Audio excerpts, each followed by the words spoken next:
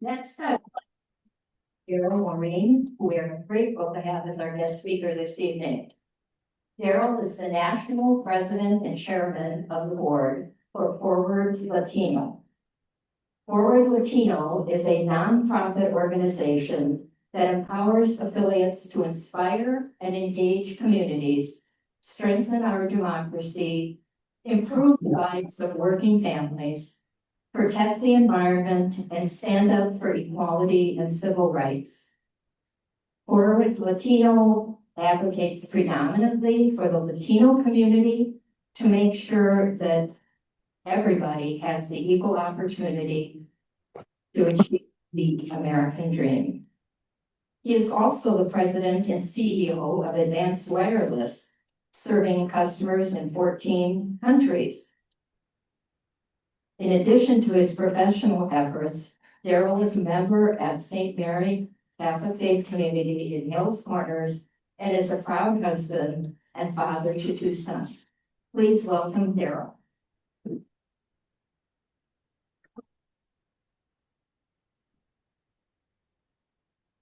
Is it on? Did I hit the right button? Can you hear me back? Good evening, everyone. Wow, a full house here today. Thank you all for choosing to live your faith and to come out and to get informed on a very, very important subject that's impacting so many of us in so many different ways. Before I get started though, can you hear me in back? If you start to hear me get a little bit more quiet, don't hesitate about raising your hand and I'll elevate my voice just a little bit more. Before we get started, just a level set. My name is Darryl Morin. What will be abundantly clear by the end of this evening is there's absolutely nothing special about it.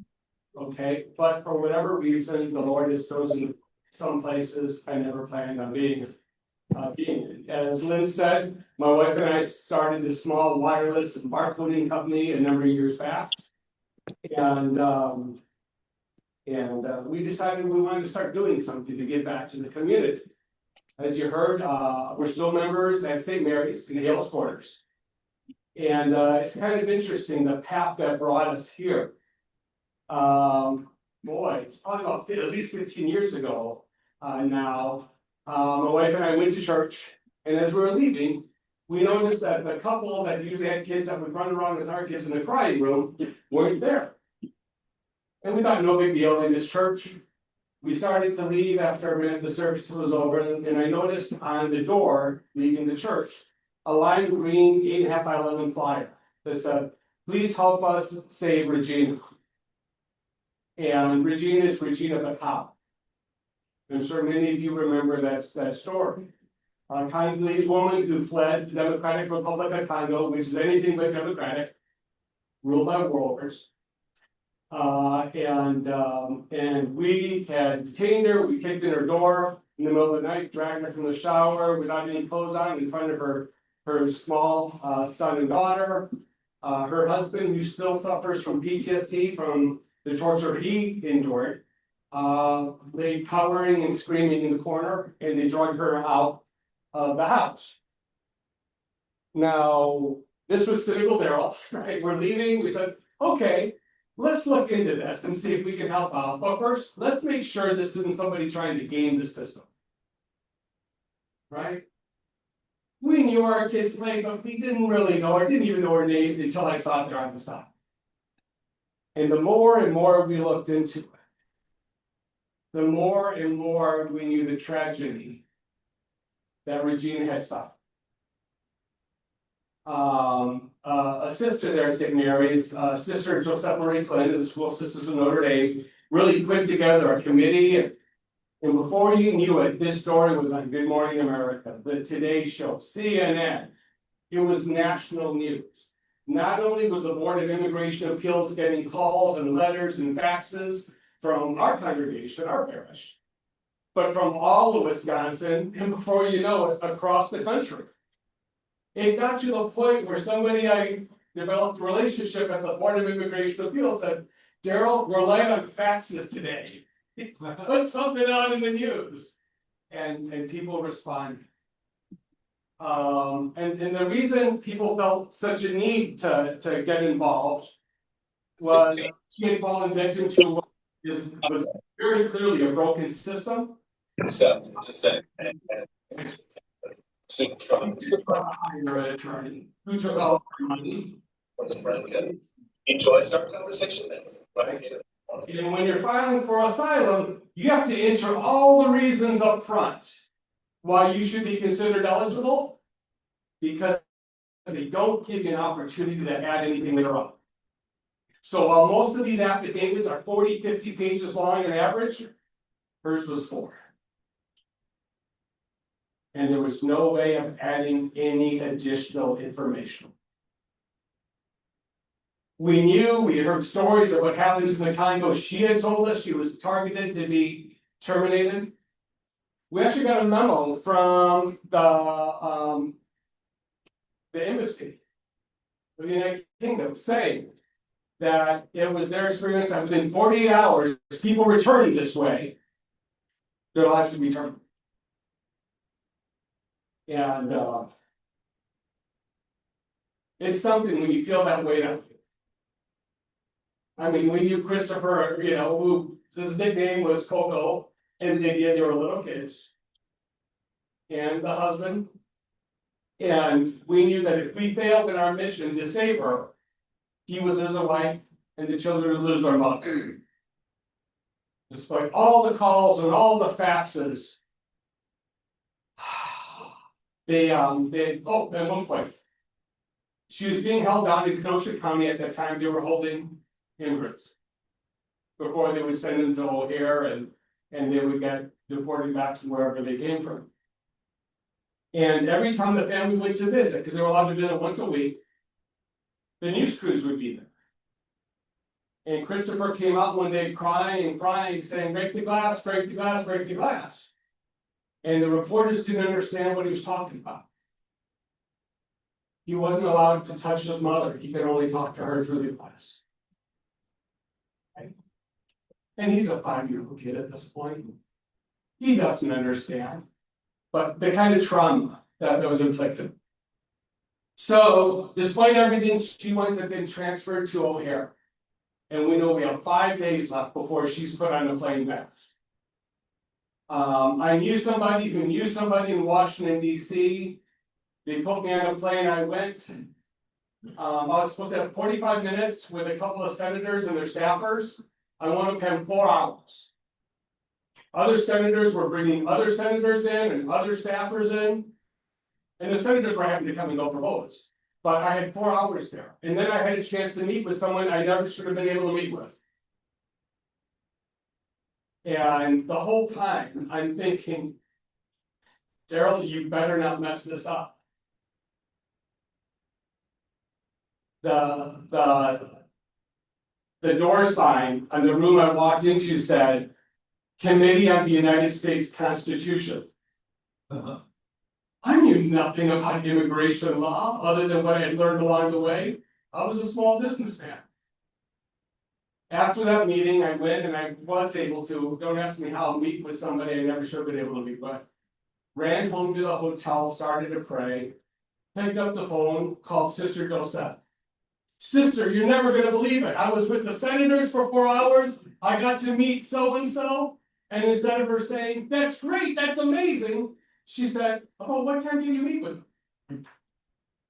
And I told her. And she said, you're not going to believe this. Around that time, I felt the need to drop to my knees and pray. And I thought, okay, well, she's a nun. That's what nuns do, right? And I'm like, I got to call my wife Angel. I got to tell Angel what happened. So I called Angel and I told her. And instead of saying, that's amazing, congratulations. What does Angela say?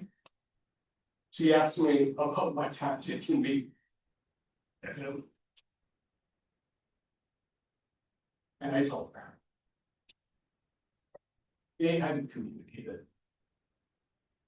About 45 minutes later, we get a call from Senator Hercole's office that Regina had received the first day of deportation since 9/11.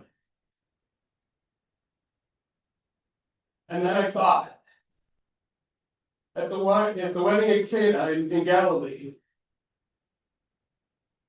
Jesus asked them to fill up. They'd run out of wine at the wedding. He asked them to fill up the jars with water.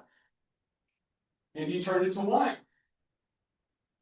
Right? Then we also hear the story when he asked Peter to cast the net into the sea. And it came back full of fish. And it hit me. It's incumbent upon us at times to take an action that makes that miracle possible. And I firmly believe that it was the love and the prayers and the efforts of so many people around the country that we were able to nudge that door open just enough so that a miracle could sneak through and happen. And from that moment on, my life's been changed. And I find myself actually spending the majority of my time doing these types of things versus take care of my family, which they should be doing more. But if anyone ever tells you you can't do something, or that miracles aren't possible, I'm going to tell you right now, you can be the miracle for somebody in need. Especially when we're talking about the community we're talking about. So as we jump into things, just so you have some context as to my background. Since then, I've worked with almost every administration on immigration policy. Worked extensively with Senator John McCain, Senator Nancy Pelosi, Speaker Paul Ryan, the list goes on and on. This is an issue that impacts everybody. So tonight, I'm not going to be talking about politics and politicians as much as we're going to be talking about policy, about the facts versus fiction as to what people are saying about immigration, what's real, what's not, and then looking at it through a faith-based lens. So, okay. So with that, let's get started. I don't know if I did the drawing there on the bottom. Somehow it showed up. But that's a picture, I think that's about 1.5 years ago now. A group of us from Forward Latino and a bunch of our partners went down to tour the border. We kept hearing, the border's wide open, the border's wide open. And we've seen all the reports, but let's go down there and see if the border is wide open. So we went into Mexico and went from Reynosa, which is across from McAllen and Hidalgo in Texas, all the way down to Matamoros near the Gulf of Mexico. And we did the same thing on the American side. We just meet people that we thought would agree with us. We met with immigration officials from the Mexican government and their army. We met with Customs and Border Protection from the U.S., ambassadors from both, that were ambassadors to each other's country. We met with mayors, police officials, nonprofit leaders, faith leaders, and more, because we wanted to hear it all. And surprisingly, we all agreed on what needed to be done. We needed to fix a broken system. And almost everybody agreed on what needed to be done on that. So it's not a divisive issue. Everybody knows what needs to be done. It's trying to get the will to actually make it happen.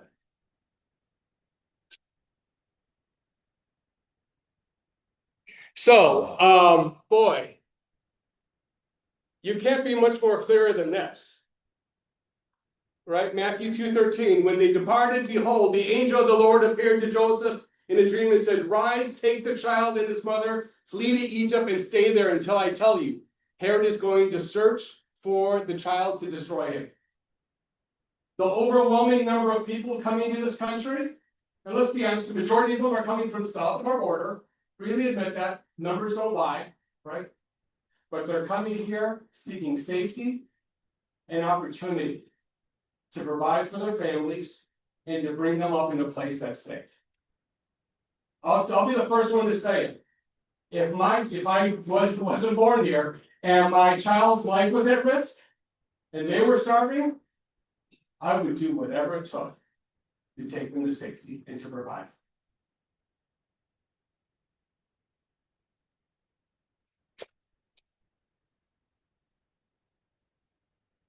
Okay.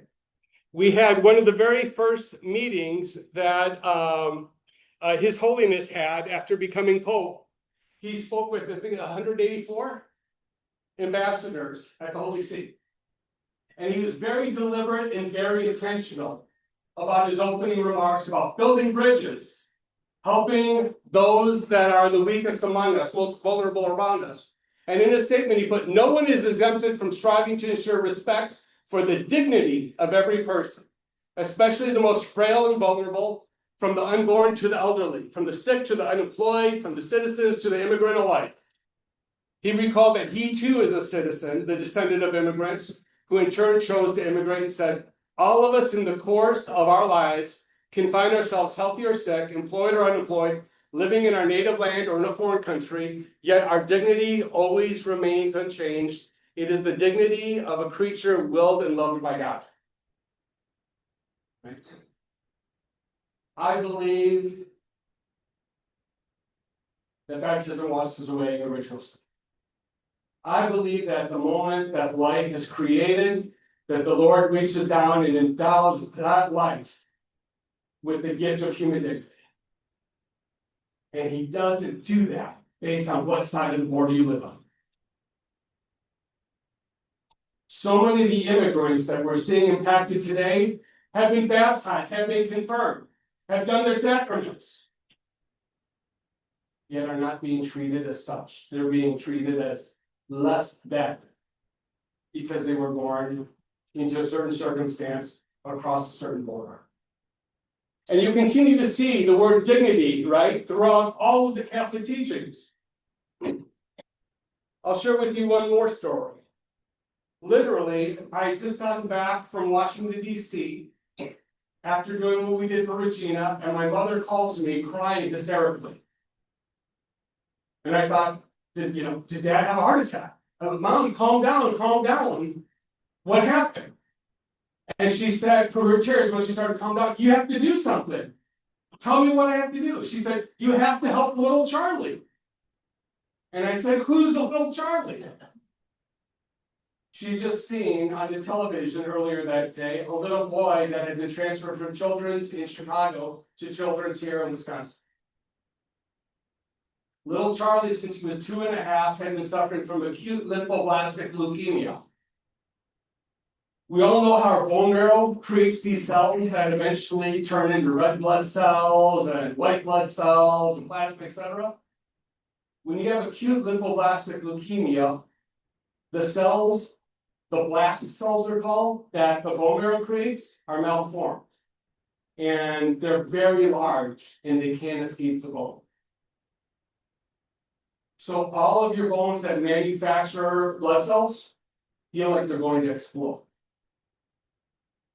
So this young boy was 5 years old now, had known nothing throughout his whole life except excruciating pain. And he needed a bone marrow transplant and there was no match. So, and the family was afraid to come forward because the father wasn't documented. He was a senior level welder who could do aluminum and all the soft metals, was paid very well, had wonderful insurance, etc. But they were afraid to come forward because he was undocumented. And if they were deported, they would not, little Charlie wouldn't receive the quality of care he could get here. We agreed to help. We started holding bone marrow drives left and right. That's when the death threat started. Not against them, but against me and my family. Because we were helping people steal from our nation, taken from hardworking Americans to help these so-and-sos. And they didn't use the term so-and-so. They were at the Ronald McDonald House here, we were working, we couldn't find a match. The doctors told us we have to find a match by this date or it'll be too late. By the grace of God, some other people were holding another match marrow drive out in California. We found a match fluid here, gave it to Charlie, but it was too late. I was, excuse me, you think this would get easier for me? Number of times I share it. I'm in the room with the mom and dad and the doctor, and they're telling them, the choice is yours. It's not working. We can keep little Charlie alive for 8 to 10 months, but you won't be able to communicate with him. He'll just be on machines the whole time that are working to keep him alive. What would you like to do? And obviously, they were torn to pieces. And they said, we can't decide this, we need to ask little Charlie. And they asked me to go with them, he's hooked up to all these machines, and you're hearing the beeping, it's like a television show, right? All the stuff around him. He has no hair, obviously, because they had to kill all his bone marrow for the transplant. Very bloated. This 5.5-year-old boy, and his mom and dad tell him his situation and ask him what he wants to do. And he said, Mommy and Papi, I'll say it in English. It just hurts too much now. I think I'm ready to go play with the little angels. So when we talk about faith, when we talk about human dignity, here's this 5.5-year-old boy who's demonstrating what dignity is, what faith is. And here are all these adults who are supposed to know so much better, saying what they're saying about him and his family. So anyways, you'll continue to see throughout all the teachings, all the positions, the need for everyone to defend human dignity, because it's no person's on earth's right to remove that, take that, infringe upon that from anyone.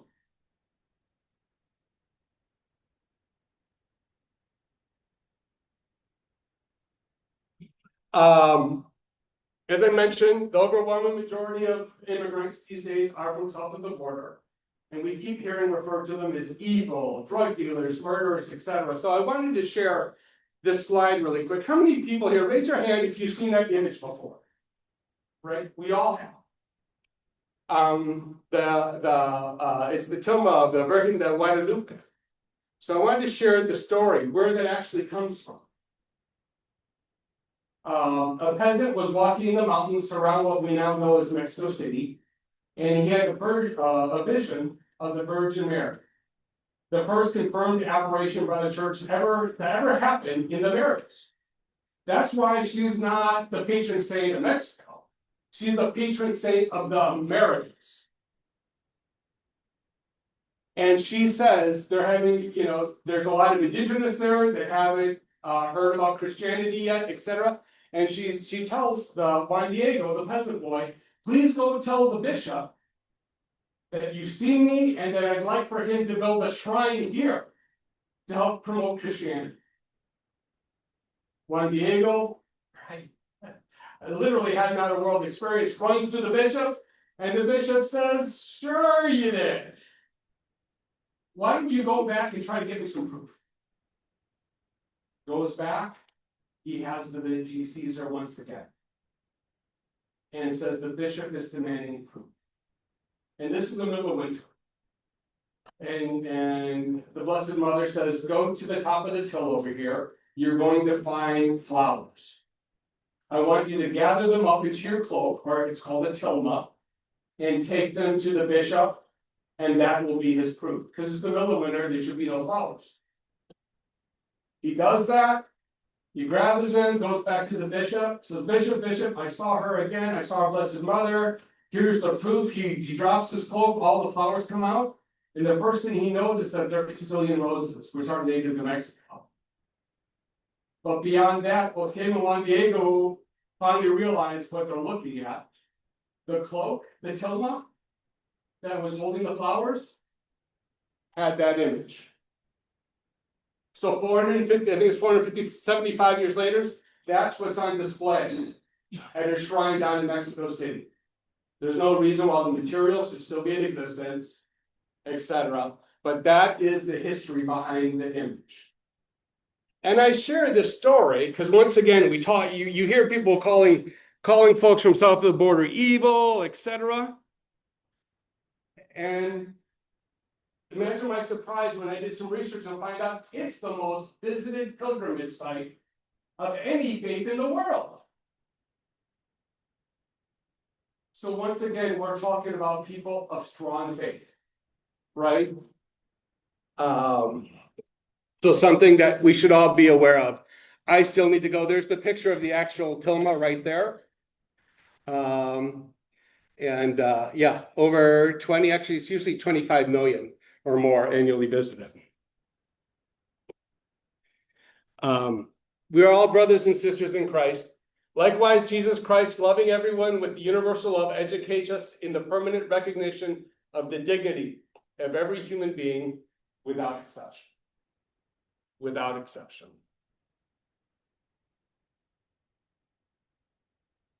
The USCCB actually voted on what they thought, what they know are the central elements of any immigration reform package, what it needed to hold. They voted on it and they reaffirmed it and reissued a letter earlier this year stating what those are. And at this point, I want to invite, if I can get this to work here we go. The deacon to come up and kind of share some of his thoughts and observations on that. Well, thank you, Darryl. Before we get into this slide here, I would like us all to focus, if you see this, after I read these for you, on a word or phrase, and sit with it for a few seconds or a minute or so, and then note what comes to your mind when we read all these things. What is your initial reaction to what you are hearing and what you are reading? And what are the long-range thoughts you might incorporate in your life? And which ones you might not want to? What does the title of this slide say? We are all brothers and sisters in Christ mean to you, specifically you, not anybody else but you. And how do you react to this title? We're all brothers and sisters in Christ. What is bristling within you or not? Enforcement efforts should be targeted, proportionally and humane.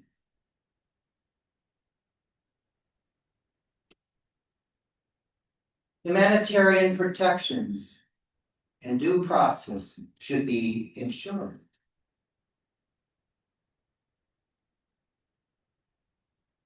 Long-time residents should have an earned pathway to citizenship.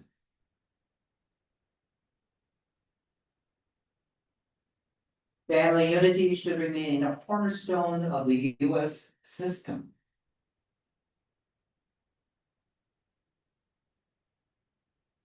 Legal pathways should be expanded, reliable, and efficient. The root causes of forced migration should be addressed. As I was reading these, and as you were reading these, and you were hearing them, what comes to your mind?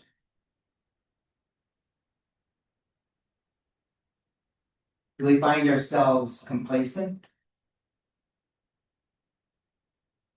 This doesn't affect me. Or do we stand up for people like ourselves? Only you can answer those questions and take those home with you. Put them to your heart and your prayer. I'm reading a book on the 7 spiritualities of Matthew Kelly. And he states that each of us in our daily lives should take 10 minutes. Now, this is just 10 minutes of prayer each day in the quietness of ourselves or in a church. So if we took 10 minutes of our time today and focused on one of these elements, what would come to your mind and how would you handle those elements?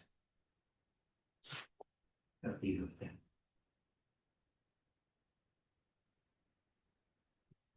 Thank you, Deacon, for reviewing that with all of us and making us really think personally what they mean with us. It's always one thing to read the printed word. It's another thing to welcome it into your heart. So.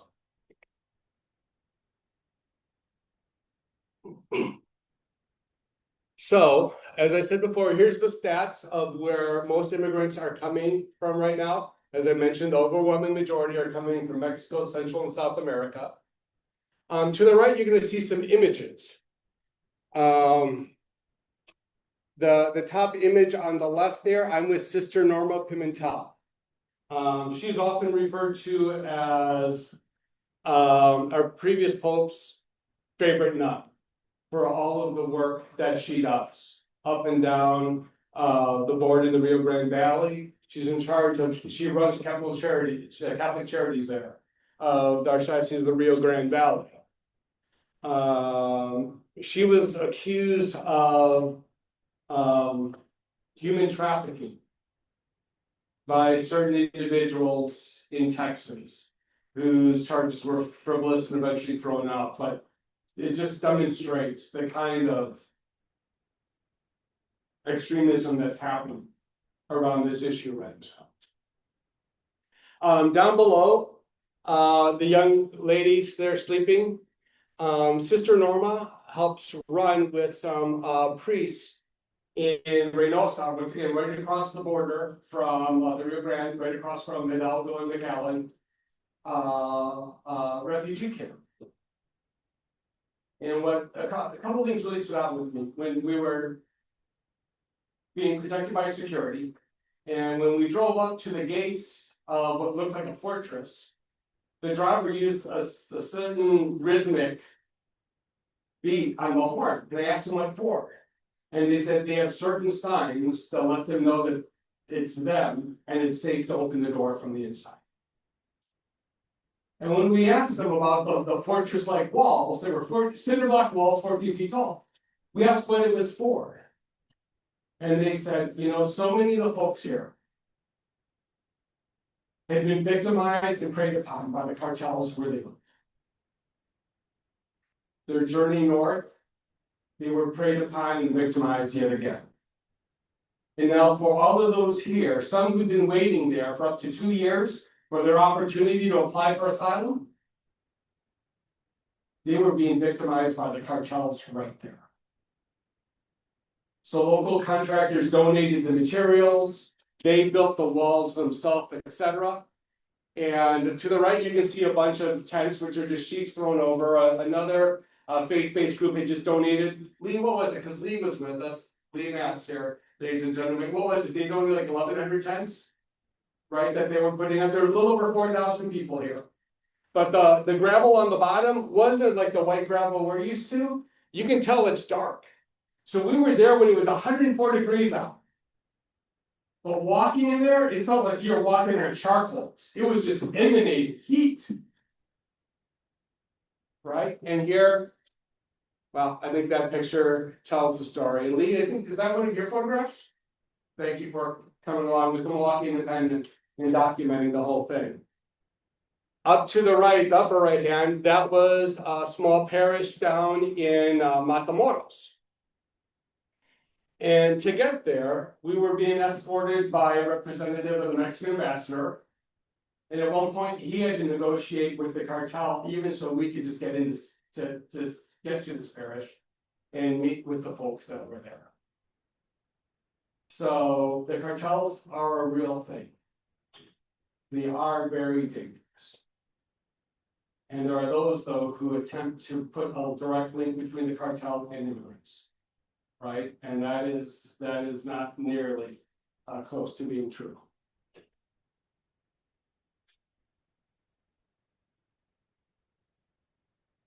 So let's get into the fact versus fiction part of things, right? We all know, we hear it every day. They're criminals, they're prisoners, they're lunatics.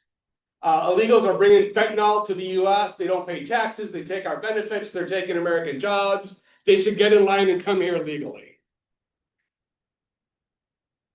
Well, let's look at that a little closer. You're going to notice in all the materials we put out, and we have a copy on each table. By the way, there's a QR code too on each table. If you're having trouble seeing these slides, yes, go ahead and take a picture of it with your phone. It'll take you to a website where you can download the whole presentation, as well as the fact sheet, the copy of the USCCB Essential Elements of Immigration, etc. So anyways, if you can't read it here, because I understand the back, it can look really small, feel free just to download the presentation. But everything we put, we're gonna give you the source on it. And it's gonna be a credible source. You can spend an endless amount of time on the internet and go to the most official looking websites there can be. Websites where hundreds of thousands of dollars are spent. And the information on them is completely false. A certain number of them, I can tell you, we've investigated, and they were funded and orchestrated and put up by people that I think the overwhelming majority of us would consider white supremacists. Okay, so sourcing information is very important. So anything you get from us, we're going to show the source. So where did that first point come from? The U.S. Department of Justice.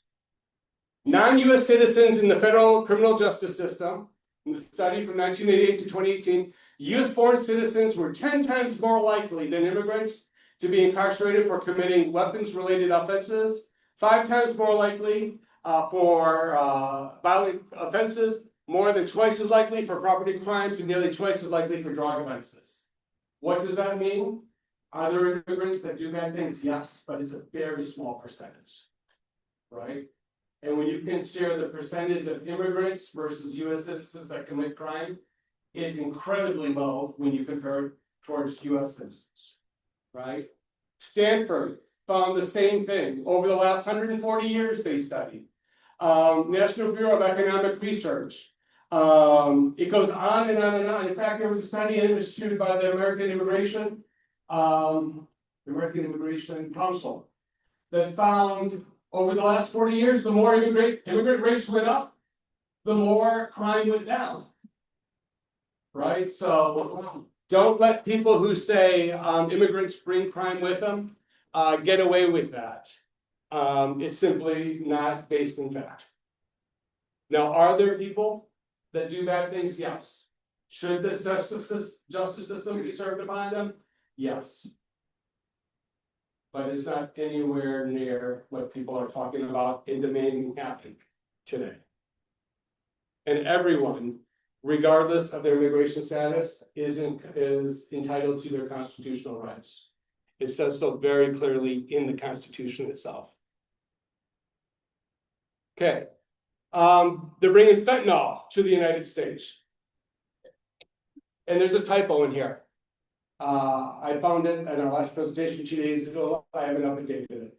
The release date, December 22, 2023. That should say 2024. It's from this last December. The Department of Homeland Security put out a study, and they said 90% of all fentanyl that's flowing into the United States is being driven into the United States by United States citizens in their vehicles through a registered port of entry.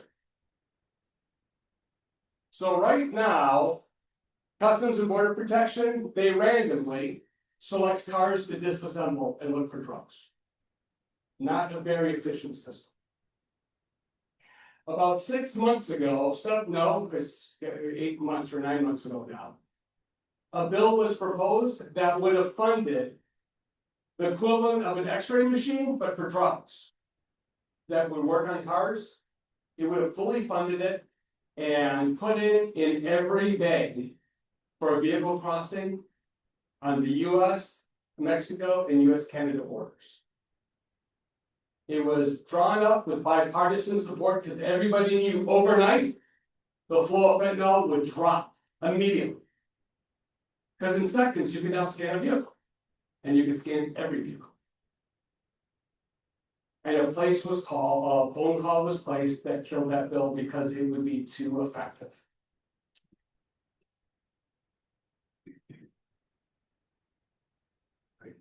Cato Institute, not necessarily a bastion of liberal thought, right? Found the same thing, right? With regards to fentanyl. Well, they were 1% off. They said 89%.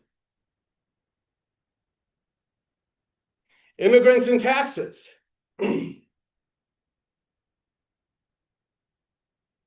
I'll tell you, as somebody who spends a lot of time in Washington, D.C., one of the most frustrating things to hear is members of Congress who've been there for a while, who voted for immigrants to be facing felonies if they didn't pay their taxes. who know they're paying taxes and then go on TV and say they're not. Right? Drives me absolutely crazy. So Institute for Taxation and Economic Policy, undocumented immigrants paid 96.7 billion in federal, state, and local taxes in 2022. Most of that amount went to the federal government, the remaining to state and local. More than a third of the tax dollars paid by undocumented immigrants go towards payroll taxes dedicated to funding programs that these workers are ineligible to receive. They can't receive Medicare, they can't receive unemployment, right? They're paying into Social Security and they're not eligible. There's over $275 billion there that they know came from undocumented that's helping to fund Social Security. All right. Yeah, certain individuals have the temerity to go out and say they're paying nothing into our system. Right. Undocumented immigrants paid on that year 25.7 billion into Social Security, 6.4 billion into Medicare, and 1.8 billion in unemployment insurance in 2022. Tax payments for undocumented are affected by laws that require them to pay more than otherwise similarly situated U.S. citizens. By act of Congress, the IRS put in a provision called the substantial presence test. So based on the amount of time you're in the U.S., you pay a different tax rate. So the overwhelming number of undocumented immigrants are not only paying taxes, they're paying a higher rate than you and I are, because the members of Congress wanted to make sure not only that they paid their fair share, but they paid more than their fair share. And they know this.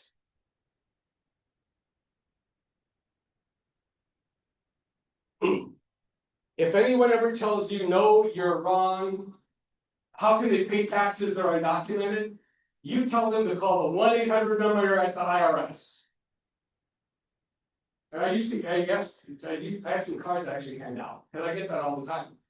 Call them, tell them you have a friend who's undocumented, ask them how they're supposed to pay taxes, and they will literally walk you through the process.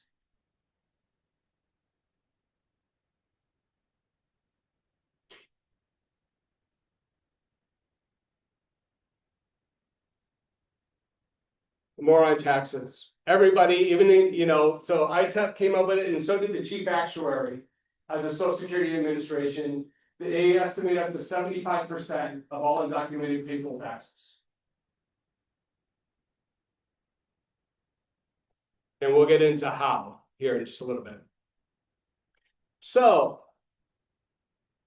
in 1996, per act of Congress, the IRS created a new system that was designed and implemented so that undocumented immigrants had to pay their taxes. It's called the Individual Taxpayer Identification Number, or ITIN. And these are actually some of the training slides from 2014 from the IRS, right? Outlines of 1996, they were ordered to create the system. It's used to process, it's a tax processing number issued by the IRS for taxpayers who are not eligible to obtain Social Security numbers. Individuals eligible for an ITIN include unauthorized immigrants. And they said, since we have it, let's use it also for lawfully present individuals and U.S. resident aliens, not resident aliens. And what was it supposed to be used for? For tax filing purposes. It's a 9-digit number, just like a Social Security number. So if somebody who has an ITIN is asked for a Social Security number, they just put in their ITIN number. It does not confer immigration status or work authorization. Now, they made it a crime for them not to pay their payroll taxes, but they're not giving them authorization to work here, right? Cannot be used to obtain a Social Security number, and can be used for some other limited uses. Now, there are a lot of individuals who don't know this exists. So yes, there are documented out there that are buying or using fake Social Security numbers, and that's wrong. But this is something the United States Congress created by law and implemented.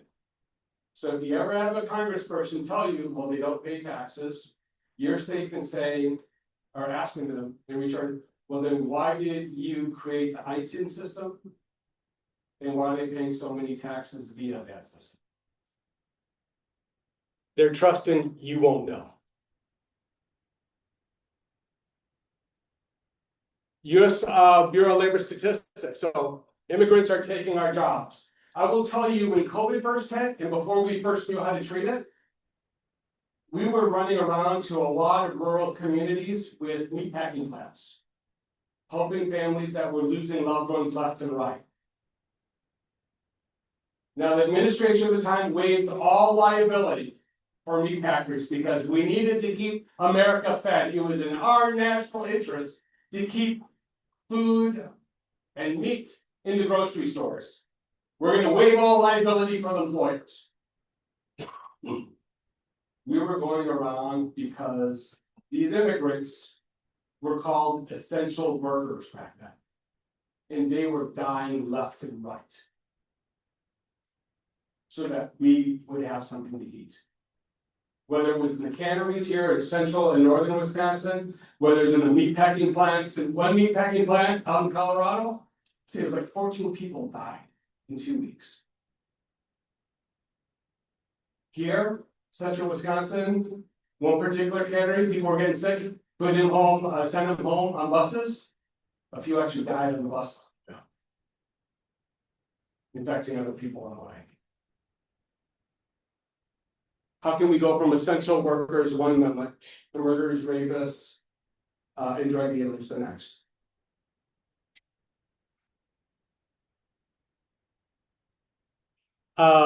So we know that right now the United States has a worker shortage, literally a workforce shortage.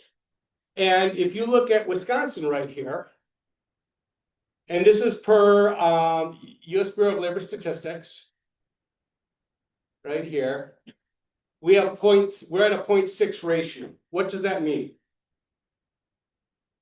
If we took, for every open job, we only have 0.6 of a person who's unemployed right now to fill that job.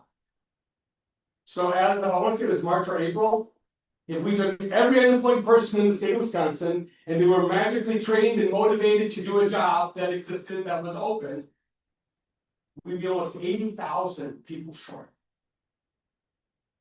Now imagine what will happen if we take immigrants out of that equation, right? I know inflation continues to be a huge concern for many of us. Imagine the impact that will have. There was a raid at a meatpacking plant a few years ago in Postville, Iowa. Company went bankrupt, so did the town. Right? They don't harm an economy. By and large, they help and grow an economy. Especially right now when the US birth rate is continuing to shrink. So, American Immigration Council. Over 25% of workers in the US are immigrants who work in agriculture, 25% in construction, 23.1% are STEM workers, 15.6% are nurses, 27.7% are US health aides, and more. And that agriculture, I've seen estimates, actually one by the US Department of Agriculture, that points that north of 25%, actually as high as 42%. And I threw this one in here too, being that we're Wisconsin, right? The premier dairy magazine, Dairy Herd Management, 79% of the US milk supply is made possible by immigrants. Talk to any dairy farmer around here in their state, and they will tell you there is no dairy industry because nobody else wants to do that work. And then I've heard elected officials, well, we have to be the process for that. No, any kind of agriculture visa we have is for a limited period of time, 6 at the most 9 months. Dairy cows need to be milked almost on a daily basis, or else they'll get ill, and most of them will, if they wait too long, will cease to exist. So yeah, the current system just doesn't work. So this is one that really surprised me too, and I met with the head of the Selective Service a number of years ago because I didn't believe him. If you're a male between the ages of 18 and 25 and you're an undocumented immigrant, it's a felony if you don't register for the US Selective Service and swear to come to the nation's defense if called upon. It's a felony. So if you go up on the Selective Service website, they hid it. It used to be right there on the front page. Now you have to go to frequently asked questions to find it. But it's still there. Yes, all undocumented males 18 through 25 years of age, other than those admitted on non-immigrant visas, must register whether or not they have a green card. And it's under the question, are undocumented males required to register? So wait a minute. It's a felony if they don't pay taxes through a system we set up by statute for them to use. And it's a felony for them not to pledge to give their lives for this nation. And we did so by statute. By act of Congress. Think about it. And how do all these things align with what many of us are hearing day in and day out on television, radio? Right? Many of what I just talked about, there's another document the USCCB had put out that has all of this in there.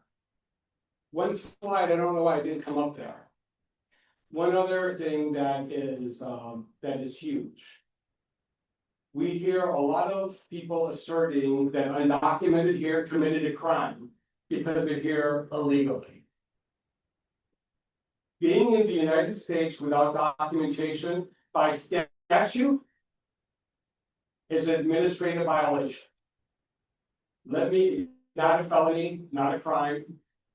What's another example of an administrative violation? A parking ticket. And it's that way by act of Congress. That's how Congress set it up because they knew we needed the labor.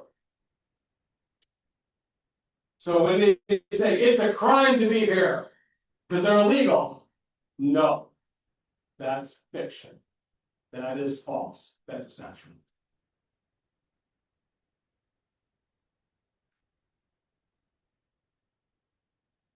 So, all this inflated rhetoric, all this misinformation has created a really volatile environment in which people without a solid grasp on reality have chosen to act on this misinformation. When we first formed Forward Latino, I had no idea that we would spend as much time helping victims of hate crimes as we have.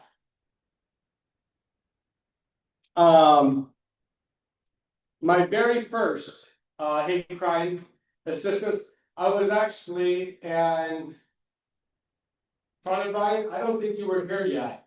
Forgive me, we have Father Brian from St. Mary's in the back, or we used to St. Mary's in the back. My son Matthew, who he knows, we were doing the Boy Scout Highway Derby races in the gymnasium. And we just won, and we put a ton of work into his car, and he was so proud and happy, and I got a call from a friend of mine at the Milwaukee Police Department. Darryl, there's this family, something horrible happened. I can't get into details right now, but the family's refusing to talk to anyone. They're hiding in this hotel, they're refusing to talk to anyone. Will you try calling them? And I'm like, do I know them? They're like, probably not. We're like, well, do they speak English? No. And my Spanish is, I get by, and I'm being generous by saying I get by. I'm like, well, why are they gonna answer if I call? And he said, just please try. So I called, they answered on the first ring, and they invited me to the hotel. There was no reason why that should have happened. So I called my wife Angela, she comes over, she's gonna be with Matthew the rest of the time, I leave for the hotel. And for those of you who can come up here later on, the gentleman, his name was Jesus Manzo Benez. And him and his wife had moved here from Puerto Rico, right? US territory, so they're United States citizens, but the predominant language, the official language on the island is Spanish. They live on the second floor of a 4-unit apartment building, 2 upstairs, 2 downstairs. And in the basement is a coin-operated washer and dryer. And the son's having trouble, it's a Sunday afternoon, he's having trouble getting the washer working with the coworkers. And he needs a clean uniform before he goes to the Catholic school for the morning. So the father agrees to go downstairs, and he's talking to his son as they're walking down the stairs. And as they hit the first floor landing, because they lived on the second floor, a gentleman pops out of the door, the gentleman who lives in one of the units there, says, "Why don't you speak English? Why are you always speaking Spanish?" And they didn't say anything mean, they just kind of nodded it off and walked into the basement. Father put the coins in, they started to load, walk upstairs, the many footsteps on the landing, there's a rifle barrel about 4 inches from the head, and the gentleman pulls the trigger. It's a small entryway, the guy turns around, goes to shoot the son, he jumps out the window, gets away. Shortly later, we would learn that the gentleman then went upstairs. There was another family that lived in the second story, Maya and Kaya Vu, US citizens of Hmong heritage. He put their children in one room, locked the door, and in the other room executed the parents. So we provided emergency assistance, made sure they got the mental health they needed, made sure that they felt secure. We got them security. We, worked with the employers, the schools, et cetera, to get them everything that they needed because they were going through enough. I'm sure you all remember my Villas here a few years back. Was going out to dinner here by himself. Was asked, "Why are you invading my country? You need to leave," and has a thing of acid thrown in his face. By the grace of God, he didn't sit there and start fighting. He ran into the restaurant, started taking off his clothes and throwing water on his face. To see him today, you'd have to look close to see the scar. He got to it in time. But by the time the police had gotten there, because he'd taken off his clothes right away, it had eaten through his jacket, through his sweater, and through his shirt. And I'll never forget his little son, he had a son and daughter, say, "Why would somebody do this to somebody? Why would somebody do this to somebody?" Right over here, bottom right-hand corner, Natalia Miranda. We're nationwide, so we get called in a lot of different places. So she's outside of Des Moines. She's 14 years old at the time, walking to school. A woman in SUV stopped at a light, sees her, punches her accelerator, jumps the curb, and starts driving towards her. Natalia sees her coming, and she's zigzagging through the front yard, trying to lose her.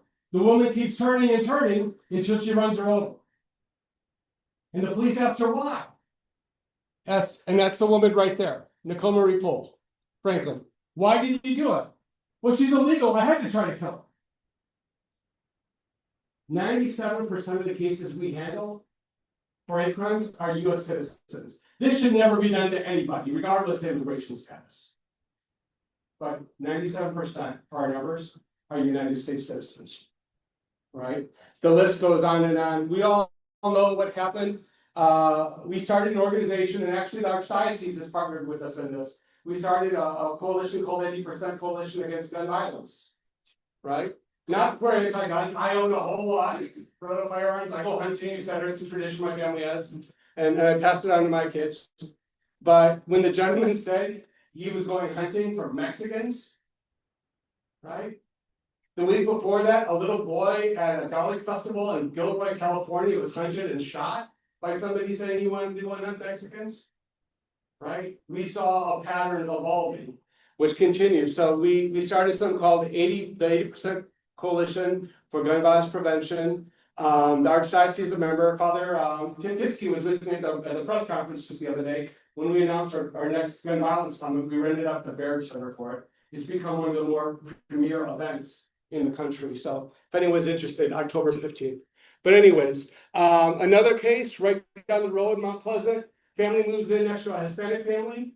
On their house, the family that moved in puts these giant lights and parabolic microphones on their house, illuminating the Hispanic family's house 24 hours a day and listening to everything they're saying and threatening to kill them almost on a daily basis. You can't see it here, but if you want to come up later and see this, here's a still frame from the video we have of this woman threatening to kill them because they live up on the hill and they were watering a tree and some of the water was trickling onto their driveway. She was a teacher at Kenosha Unified School District. Obviously, we worked with them. She's no longer employed there. The police in the venue where she lives didn't want to act. We had to take some personal legal action. That issue has since been resolved. But sometimes, sadly, even when we turn to law enforcement, enforcement, we don't get the support that we need. And we have more than enough evidence. Right here, I showed a slide earlier where somebody said they're being let out of insane asylums, they're lunatics, etc. The day after that was said on nationwide TV for the first time. Right here in Crete, Nebraska, an entire Hispanic family was shot. They all survived, but the whole family was shot by a man who was uttering those same words, repeating those same words. So when we tell people that they need to be respectful and careful with what they say publicly, because people will act on it, we're talking from experience.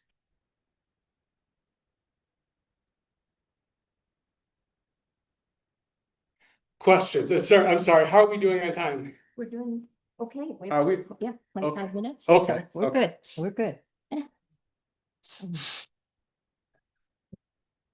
Thank you so much for sharing your insights and your experiences with us. We really appreciate it. We're going to have questions and answers now.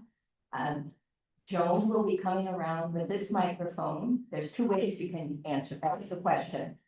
Joan, raise your hand. Joan will come around and you can ask the question live.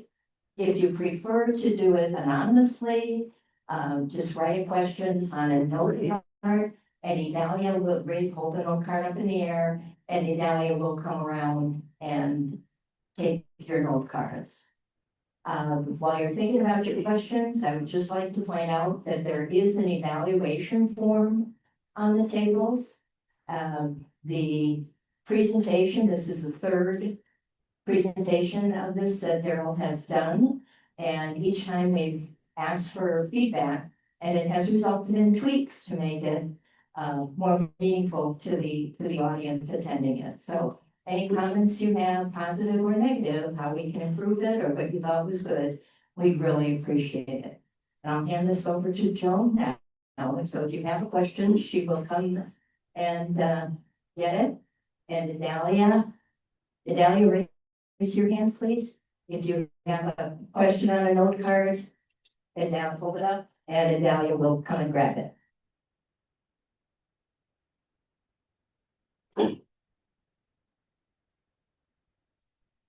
First of all, thank you for your presentation, a lot of really important information. I can't believe all the work that you've done. It seems like you've been involved in every important recent case.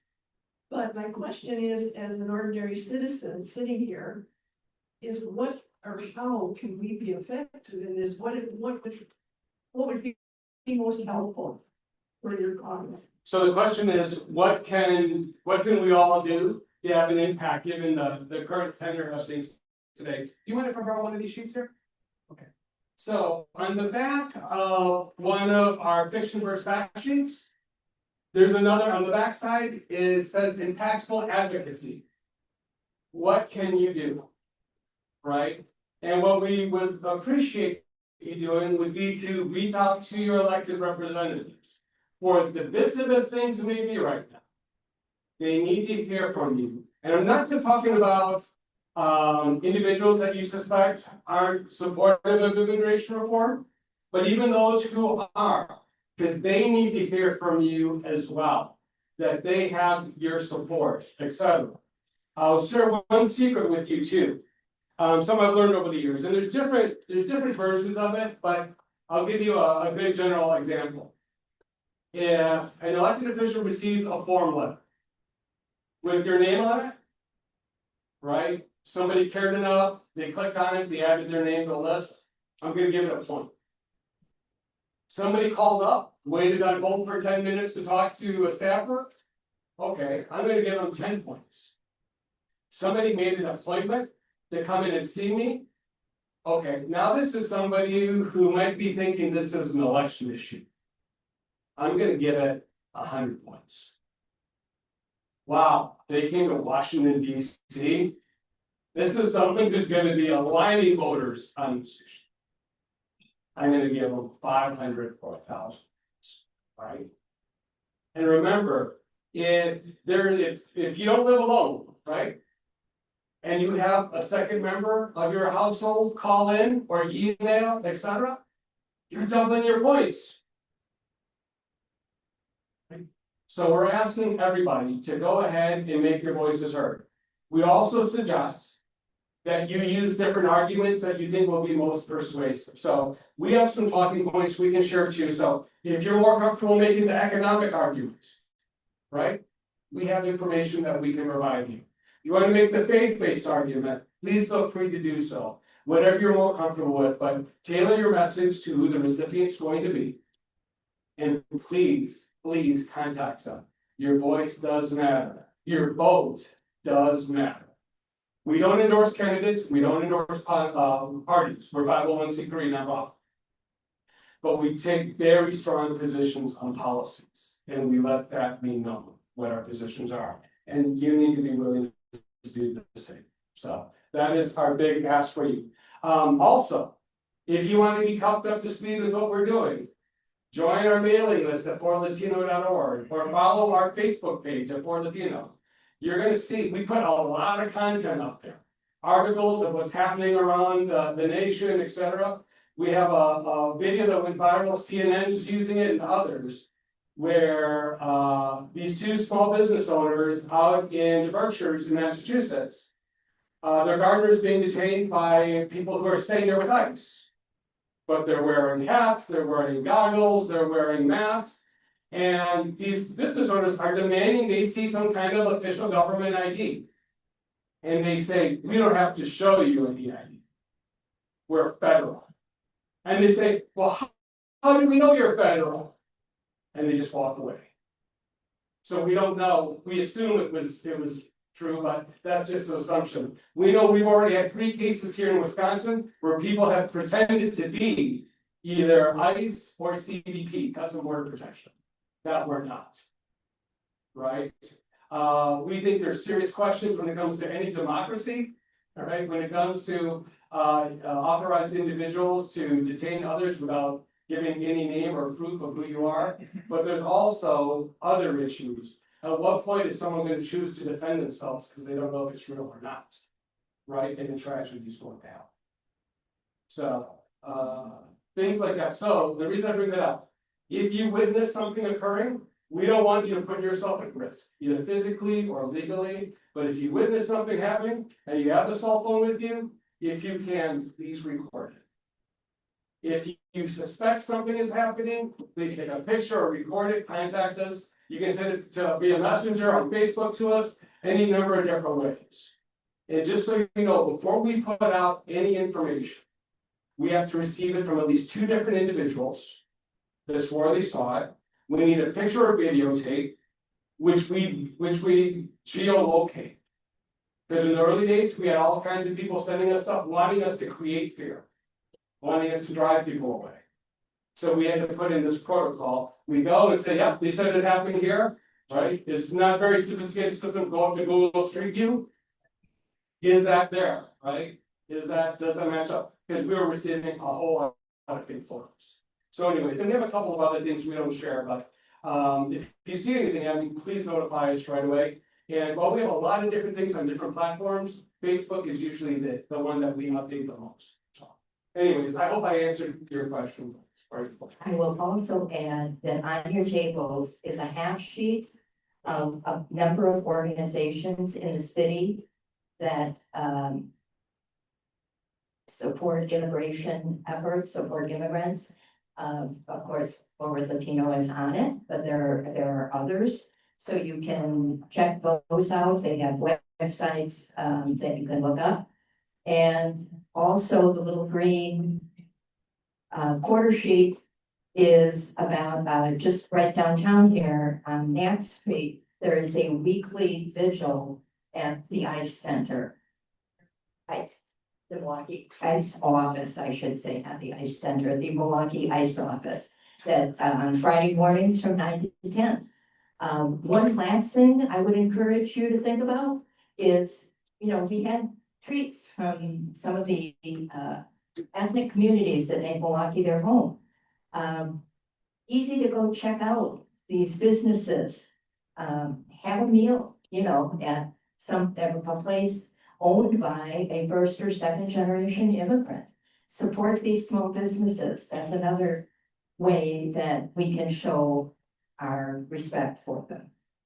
Thank you. Other questions? Well, I got two other quick things if I could add on to that. There's a lot of immigration attorneys out there that are less than ethical.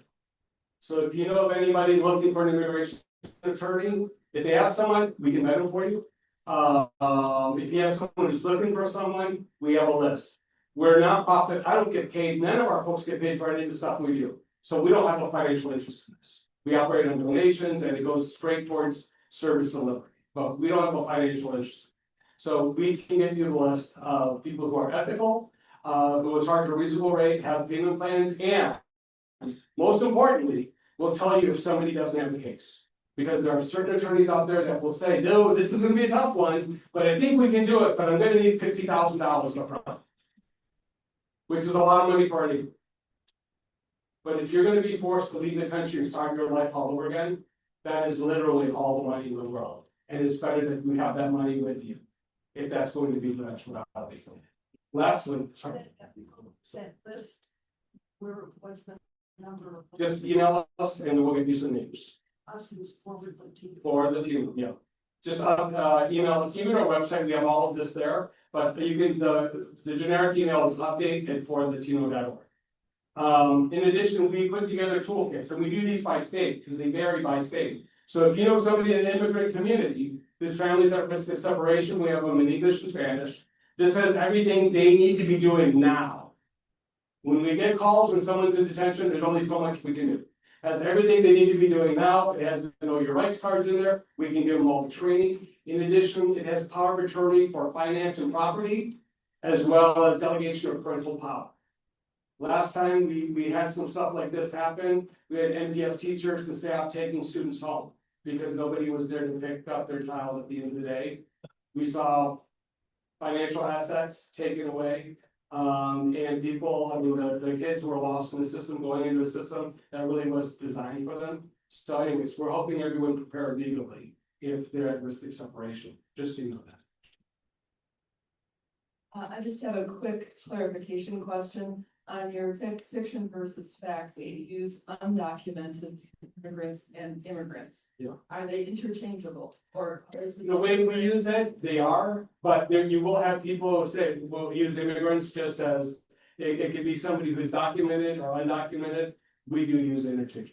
So when you say that 25% of agricultural workers are immigrants. Yeah. Not necessarily undocumented, No, they are not. they are, okay, that's what I wanted to be sure of. Thanks. Quick question, is there, can you hear me? Oh, Yes. Okay, good. Could you talk a little bit about the Dignity Act that's been around? So, the Dignity Act, was recently introduced. It has most of the essential elements, that you saw up here, much like, a bill that was proposed in 2012. It had most of the elements with the exception of, it would give a preference to economic immigrants or people whose talents we needed more than families. The Dignity Act, we're encouraged that, it was proposed that it does have some bipartisan support. Unfortunately, with this administration and Congress, so we see very little hope that it will actually pass. So right now, we're playing more defense than offense, but we were pleased to see some folks actually sign on to that. But it is a big bill, it's something that we're supporting. But I want to be as truthful and transparent as possible. We see little to no hope of it actually happening with this Congress and this administration. Right behind you, Jim. Hello, my name is Anna. I belong to Cathedral, I'm a member in the parish, to this parish. And I just want to let you know that you can say that I am the poster child of your this talk. Just turned 50 a couple of days ago, but I'm illegal. I've been here for 36 years. My family came in. I got pregnant at 17. A year later, my parents got the papers, but I didn't because I got married legally. I married in the United States. I lose all my privileges. I have to wait for my dad to turn to a U.S. citizen in order for him to apply for me. And I'm still waiting. I'm still waiting. The only thing is, I came to this talk because I had to talk to my kids. I have 5 kids. My youngest is 16, 17. I have an autistic son who's 25 and 2 older that are really. We have to have the speech or the talk that in case I get detained, what to do. Even though we're in Wisconsin, it's not as bad as it's in other states. But you still have to talk to your kids because you never know what's gonna happen. So you can say that the poster child, I'm not crazy, I don't do drugs, I don't take the jobs. I don't get no state, help, no food stamps, no welfare, nothing. Just my kids, because my kids are US citizens. Not me. Every single year I have to apply and they tell you you're not qualified because you're not a US citizen. I tried everything, and the only thing that hurts me is, well, how come you don't do it the right way? I'm doing the right way. I'm still waiting. 2 years ago, well, I put my application through my dad. They send you a code, and that's gonna be your registration until your papers come. We lost our house 2 years ago on a fire. My paperwork wasn't there. So I don't have no ID or nothing to check immigration. If you go to a website, that's the first thing they ask you. You're unnumbered. I don't have nothing to show. I talked to a lawyer briefly and said, well, your dad needs to file for that particular. My dad had a stroke 10 years ago. So you tell me, I'm following every single step, every single thing that immigration says you need to do in order for you to get your papers. So I've been here in the United States for 36 years. I get the longest wages. I get, thank God this church has been amazing, toward me and my family. But at the same time, it's like, what's next? I told my family, I'm not afraid. They tell me, look for a lawyer, come on, look for a lawyer. But again, money-wise situation, paperwork, where am I gonna get the paperwork with the money? So I just said, you know what? If God says it's gonna be my turn, maybe I'm gonna give it to someone. Maybe one day I will get some. If they return me to the United States, my kids are old enough to take care of themselves. But do I want one? Do I really play with my kids? All my family is here, so I don't have nobody over there. So when I see that on TV, like, oh, how bad they're treating people, it just, you can say I'm a privilege because I don't go through what they do. Well, I mean, how sad and scared they are. I'm scared, I'm sad, but I'm prepared if something happens, you can say I'm ready. But do I really, have to go through this? No, I don't. I don't deserve it. I pay taxes every year. I pay, the city, the parking tickets, anything. I have to behave. I have to be good. Otherwise, that's the first thing. I don't want to be, I say I want to be famous, but not that famous, right? Because of that. So thank you. Thank you for your courage.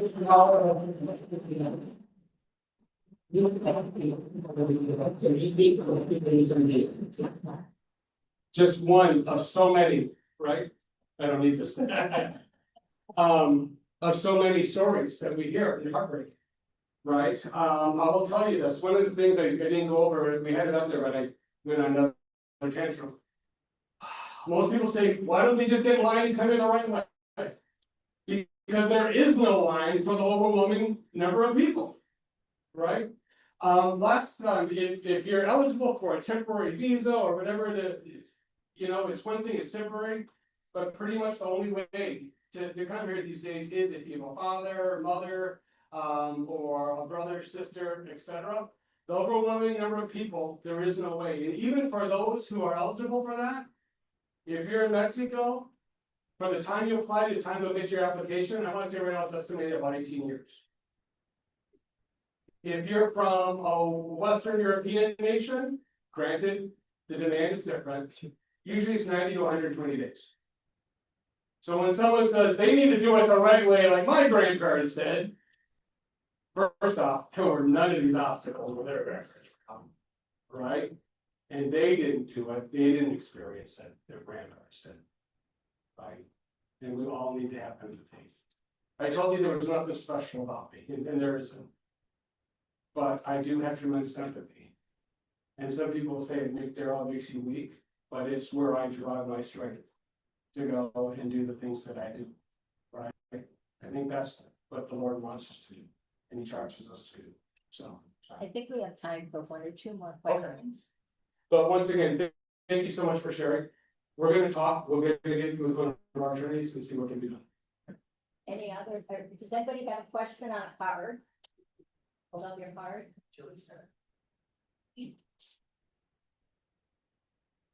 You mentioned, that when you were at the border, that everyone that's involved down there agreed on what some of the solutions are. Can you talk about some specifics so we can recognize sound policy when it does come around? So number one, to allow people that have been here for an extraordinary amount of time to be able to adjust their status, right, as long as they haven't committed any major crime. People that we need, for our labor force.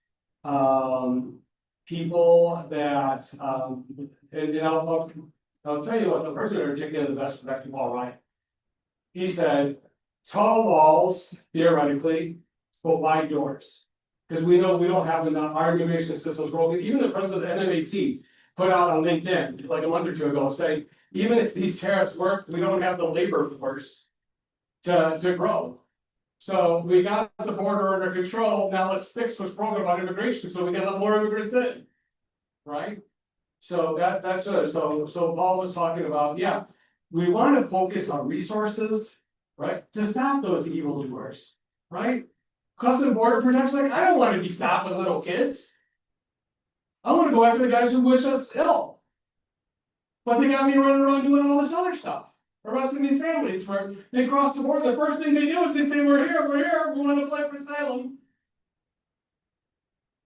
And they say, we'll be the first ones to tell you a wall doesn't work.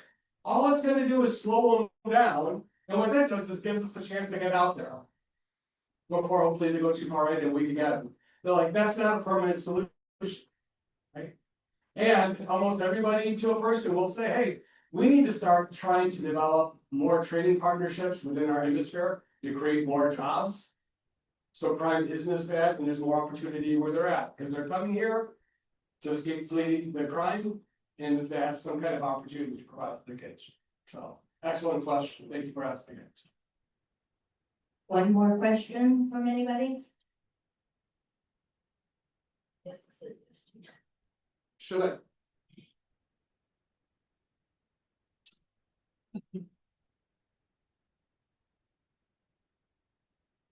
This is just a suggestion, and I'm not trying to, intimidate or anything, and thank you for stepping up, that was very brave what you did. But when I heard you talking, what happened to your documents, I remember I used to work for a tax professional. Every year, day after day when I worked there, he would tell these tax clients, get a waterproof, fireproof safety box. Because some of his clients would go through fires and lose everything, and then how are you gonna get your birth certificate? How are you gonna get your taxes, So just a suggestion for everybody here who doesn't have one, Thank you for that. So it's, pass it on to the immigrants. yeah, so what she was saying was everybody should have a fireproof lockbox. Because she's heard about this happening, right? In other places. So one of the things we have in our toolkit is that you should have copies of all of your documents. That if you're any family member at risk of being separated, you need to have a relationship with an immigration attorney now. And they need to have a copy of your documents. A loved one or a trusted friend needs to have a copy of your documents as well. So all that's in the toolkit, but an excellent point, right? These are all things that we all need to be proactive now, just given the situation we're living in. So, okay, anything else? I just would like to say thank you so much for your time this evening. I think you are a pretty special person. Well, I want to thank Randy and Ethan. I want to thank Valentin Pinsky and Ali, everybody here at the cathedral. Wow, to speak at the cathedral, it's quite an honor. I also want to thank Teresa Brunig, Pam Lonig, and the whole social justice group for really organizing organizing all of this for us. And I also want to point out. And I hope you guys are already saying this. One of the first people to call and say, Darryl, what resources do we need to be making available for our students? Because we're so concerned about this, is our wonderful president, MATC, who's joining us this evening. Thank you so much for living your faith, for your heart and your compassion. It's still with you.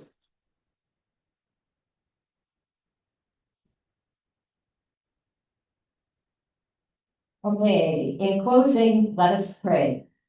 We pray for migrants, refugees, and all other strangers in our midst, that they may find strength in our concern for justice and feel the warmth of our love. May each of us here tonight be inspired to reach out and share this love with all of our brothers and sisters. Amen. Thank you all for coming. We appreciate it.